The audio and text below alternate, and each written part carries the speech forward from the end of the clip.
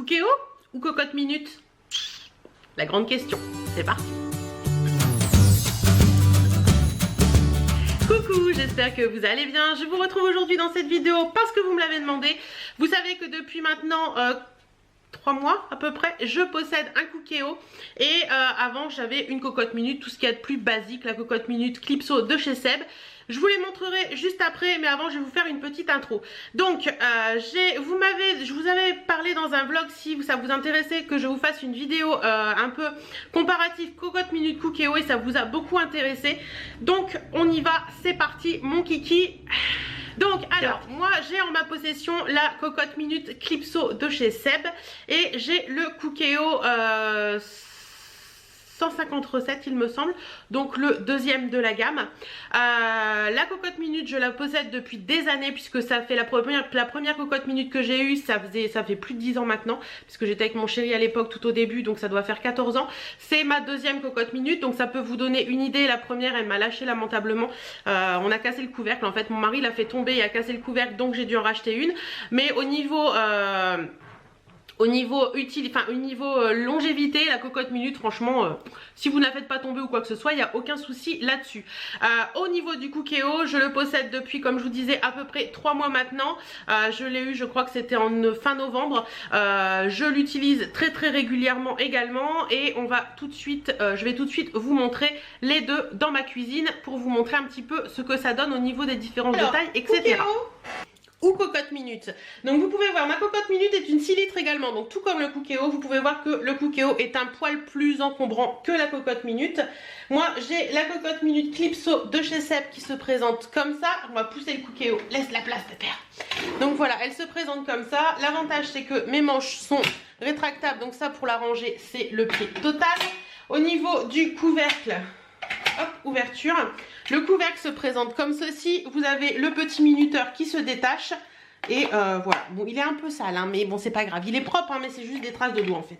Donc voilà, vous avez le petit truc qui se détache que vous mettez quand vous faites la cuisson, et le couvercle qui se ferme ou qui s'ouvre. Et dans votre cocotte minute, quand vous le recevez, vous avez également le panier cuisson qui est comme ça.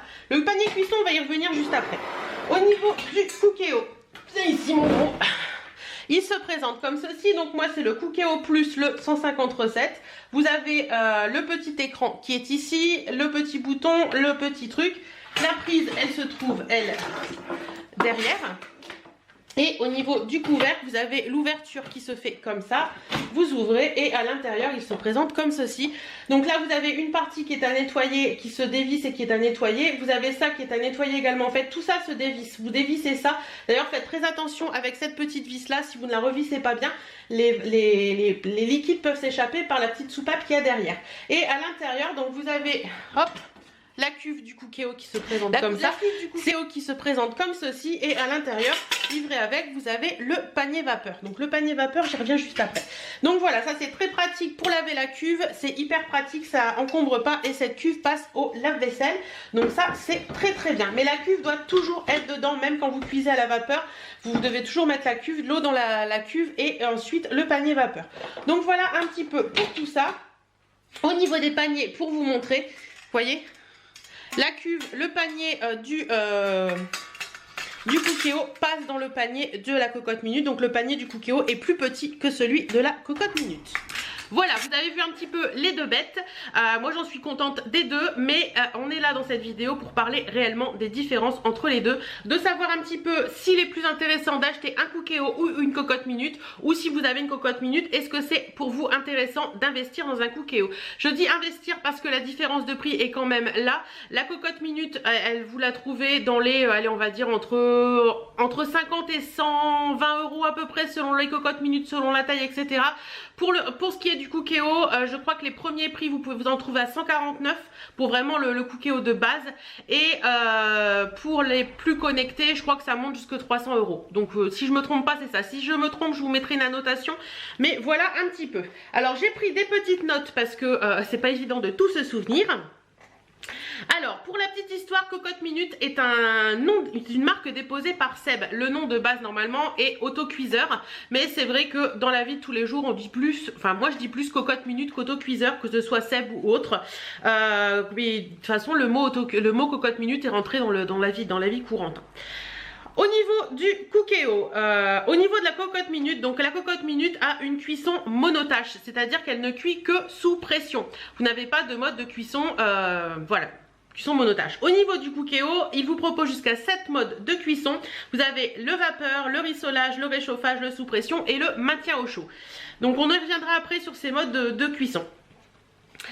Au niveau des longueurs de cuisson, je trouve que le cookéo est un poil plus long que la cocotte minute. Pour vous donner un petit indicatif, au niveau des pommes de terre, donc la cuisson basique d'une pomme de terre vapeur, pour moi à la cocotte minute c'est 12 minutes, au cookéo c'est entre 18 et 20 minutes. Donc pour moi c'est un petit peu plus long au cookéo que à la cocotte minute. Au niveau de l'utilisation également, la cocotte minute, comme vous le savez, se pose sur un feu, donc que ce soit au gaz ou une plaque vitrocéramique, enfin se pose sur un feu. Donc vous avez forcément le feu d'allumer à ce moment-là. Le cookéo est électrique, donc le cookéo a l'avantage de pouvoir vous libérer un gaz ou un feu si vous avez plusieurs choses à faire, plusieurs modes de, enfin, si vous avez fait un repas pour une famille par exemple, où vous recevez du monde, il est vrai que le cookéo vous permet de vous libérer un feu. Donc ça peut être pratique également. Au niveau de l'utilisation également, le cookéo lui gère tout. C'est-à-dire que vous allez tout mettre dans votre cuve, vous mettez en route, vous mettez le mode qu'il faut et tout, et après il gère tout. C'est-à-dire qu'il va gérer le préchauffage, la montée sous pression, la cuisson, etc. Vous ne faites rien et il a tendance après à maintenir au chaud, ce qui est très bien. Au niveau de la cocotte minute, vous aurez à mettre la cocotte minute sur le feu. Bon, j'en étais où? Quand le côté professionnel vous rattrape quand vous faites des vidéos YouTube. C'est comme ça. J'en étais où du coup? Je ne sais plus. Oui, je vous disais. Le cookéo, lui, gère tout, maintient au chaud et tout et tout. J'en étais à la cocotte minute qui, quant à elle, vous devez remplir la cuve tout pareil que le cookéo. Par contre, vous devez la mettre sur le feu, mettre le feu en puissance maximum, mettre votre minuteur. Enfin, moi j'ai un minuteur sur la cocotte minute.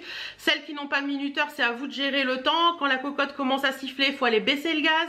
Une fois que ça vous... Moi, il bip quand par exemple pour les patates, pour les pommes de terre, 12 minutes. Donc au bout des 12 minutes, il bip. Enfin, moi, il bip 2 fois. Il bip quand je dois aller baisser le gaz. Et ensuite, il rebip quand je dois aller éteindre la cocotte minute. Donc, si vous n'allez pas éteindre la cocotte minute dans le temps imparti où il a bipé ou quand vous devez, si vous n'avez pas de minuteur, vous devez aller éteindre la cocotte minute, regarder l'heure, etc., etc. J'avouerai que le cookéo pour ça est beaucoup plus pratique parce que vous n'avez pas à gérer tout ce temps. C'est-à-dire que ça vous libère du temps et de l'esprit. Voilà, si vous mettez en route une cocotte minute, il faut toujours penser, attention j'ai ma cocotte minute en route, donc il faut que je pense à aller baisser le gaz, aller éteindre, etc. Le cookéo, tout est dedans, il fait tout, il maintient au chaud, même si vous allez prendre votre douche, etc. Il n'y a aucun souci, ça ne vous pose pas de problème, vous n'allez pas vous dire, ah oui c'est vrai, j'ai mon cookéo en route, il faut que je pense à l'éteindre. Non, pas du tout. Donc ça, je dirais que l'avantage du cookéo là-dessus, c'est que il vous libère du temps à côté. Si vous ne pensez pas à aller éteindre votre cocotte minute en temps et en heure, c'est là où le problème peut se poser, c'est-à-dire les plats qui attachent au fond de la cocotte minute. Ne me dites pas que vous n'avez jamais eu ce cas où un plat attache au fond de la cocotte minute. Et là, le nettoyage du fond de la cocotte, je dis chérie, j'ai besoin de toi. Ouais. Les plats qui attachent très fort au fond de la cocotte minute, bien souvent c'est mon chéri qui les nettoie parce que moi je n'y arrive pas, j'ai pas assez de force. Mais bon voilà, c'est pas toujours, puisque si vous gérez les temps vous-même ça va, mais si vous oubliez un petit peu, bah, les plats qui attachent au fond de la cocotte minute c'est pas toujours. Alors au niveau livre de recettes, quand vous recevez votre cocotte minute, moi qui est la Clipso, j'ai reçu ce petit livre de recettes. Donc voilà, vous avez un petit livre de recettes avec plein de trucs, ça vous explique plein de trucs sur la cocotte minute, comment cuire machin, vous avez plein de recettes différentes et tout. Il est hyper bien fait. Franchement, j'ai déjà fait pas mal de recettes de ce petit livre et c'est très bien.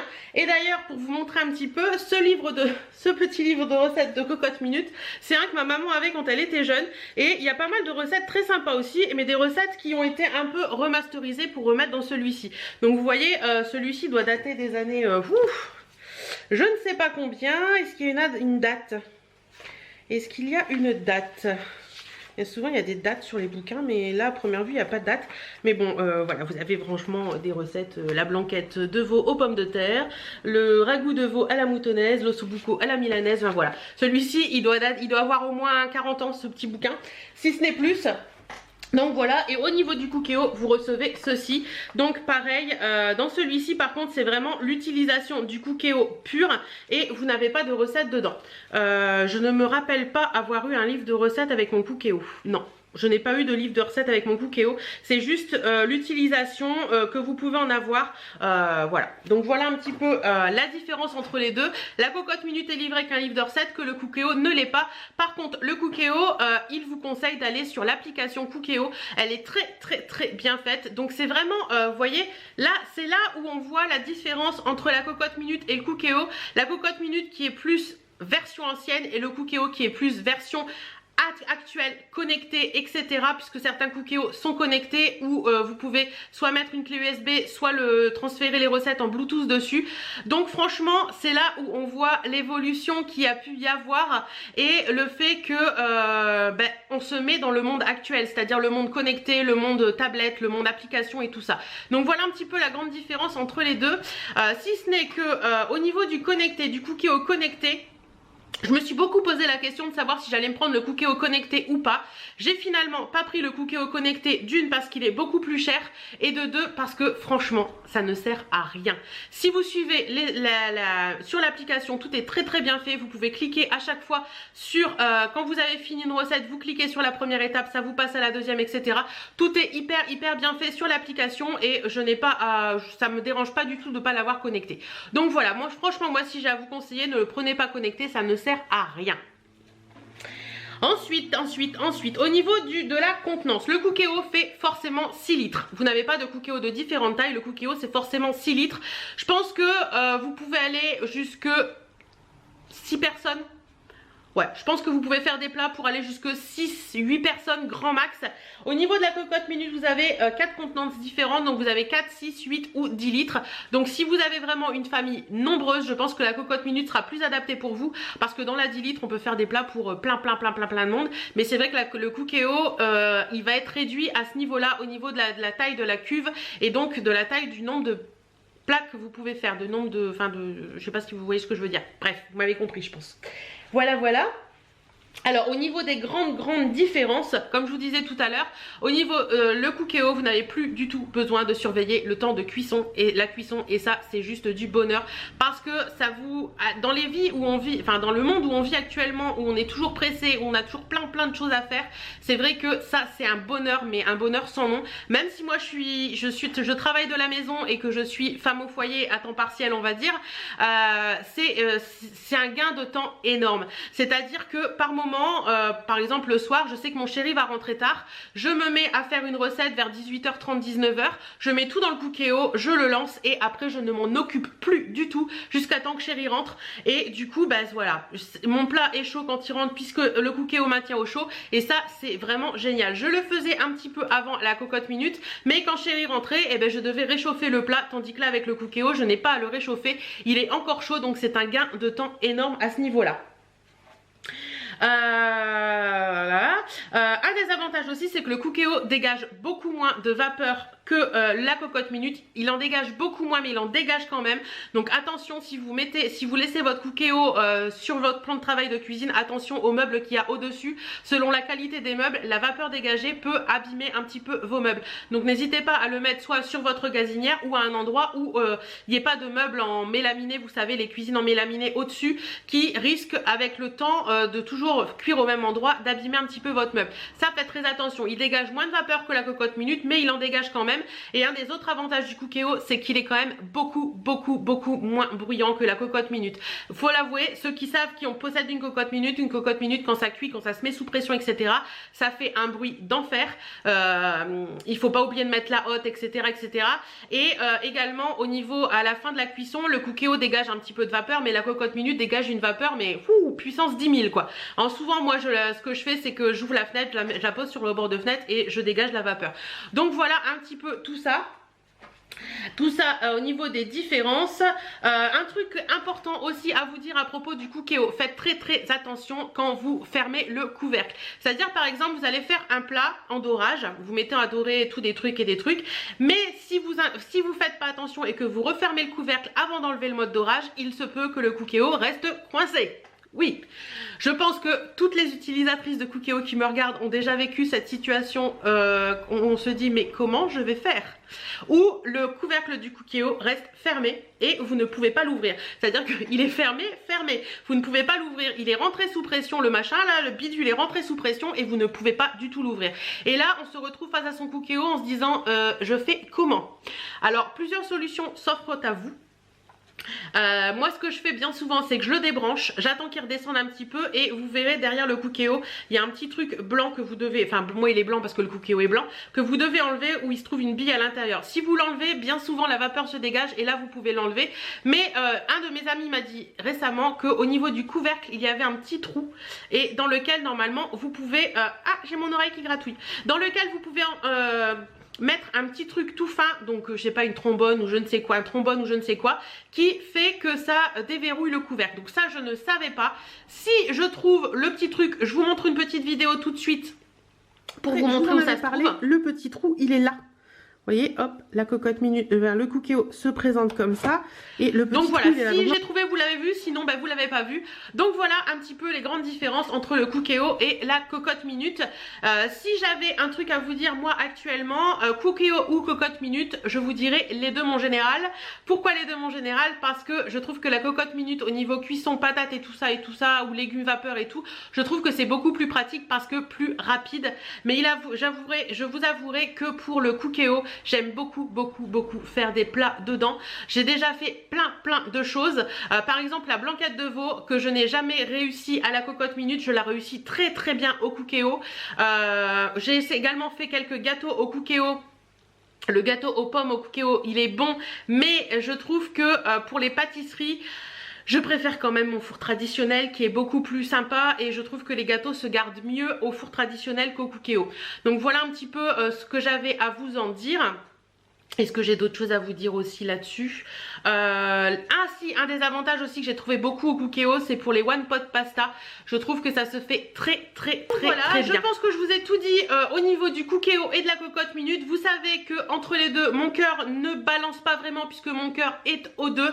J'aime autant la cocotte minute que mon Cookéo. J'utilise la cocotte minute pour une chose et le Cookéo pour d'autres choses.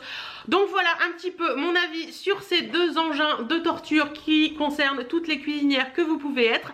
J'espère que cette petite vidéo vous aura plu. Si vous avez d'autres questions ou sujets que je n'ai ou petits points que je n'ai pas abordés dans cette vidéo, n'hésitez pas à poser des questions en commentaire. Si vous avez les deux et que vous avez votre avis aussi, n'hésitez pas à le donner en commentaire. En attendant, moi j'étais très contente de vous faire cette vidéo. Je vous fais plein de bisous et je vous dis à très bientôt. Salut!